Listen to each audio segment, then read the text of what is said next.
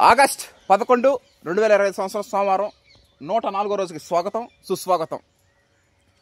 సరిగ్గా 36 సంవత్సరాల క్రితం 1989 ఆగస్టు 11న ఇదే రోజున అమ్మమ్మ వాళ్ళ ఊర్లో మొన్న సత్యనారాయణ స్వామి వ్రతం చేయడం జరిగింది.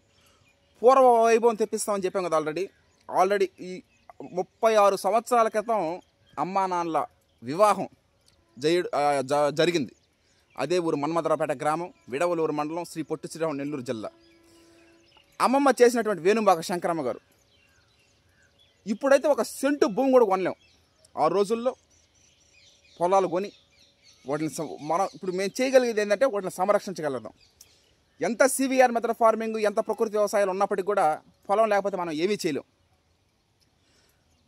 పొలాలు ఉన్నాయి కాబట్టి, దేవుడు కయ్యా కాలువ ఇచ్చాడు కాబట్టి ఈ రోజున మనం 10 మందికి మంచి ఆహారం పంపిస్తున్నామన్నా, 10 మందికి జీవనోపాధి కల్పిస్తున్నామన్నా అది వాళ్ళు మాకు ప్రేరేపించింది. అంటే వాళ్ళు ఆ పొలాలు ఇవ్వబట్టి, నానమ్మ తాతయ్యలు కానీ, అమ్మమ్మ తాతయ్యలు కానీ వాళ్ళ ఇవ్వబట్టి మనం వాటిని సంరక్షించగలుగుతూ 10 మందికి మంచి ఆహారం, ప్రకృతి వ్యవసాయం సివిఆర్ మెథడ్ ఫార్మింగ్లో వరి సాగు చేసి స్టోరేజ్ చేసి వాటిని రైస్ మిల్లింగ్, ప్యాకింగ్, ట్రాన్స్పోర్టింగ్ చేయడం జరుగుతుంది.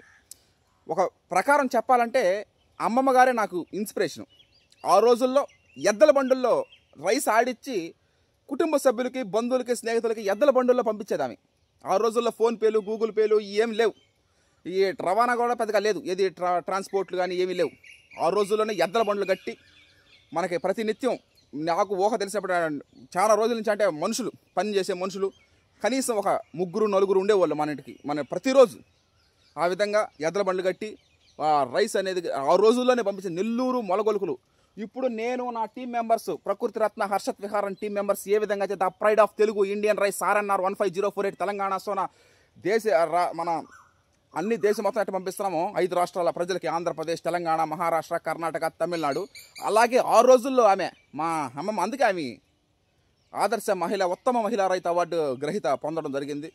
అదేవిధంగా నేత్రదాత.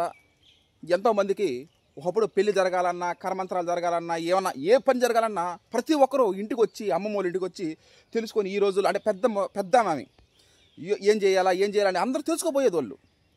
అంటే అంతటి గొప్ప మహత్తర అమ్మమ్మ అవ్వడం నాకు సంతోషకరమైన విషయం. అదేవిధంగా ఈరోజు మనం చేస్తున్న 10 మందికి మంచి ఆహారం పంపిస్తామన్నా అది వాళ్ళ చేసినటువంటి కృషే. అంటే వాళ్ళు ఆ విధంగా పంపించబట్టే మనం ఈ రోజున ఎంతోమందికి జీవనోపాధి కల్పిస్తూ 10 మందికి మంచి ఆహారం అందించడం జరుగుతూ ఉంది. ప్రకృతి రత్న, హర్షత్ విహారం టీం ఎప్పుడు వాళ్ళకి రుణపడి ఉంటాం మేము. Okay, thank you. ఈ 104వ రోజు.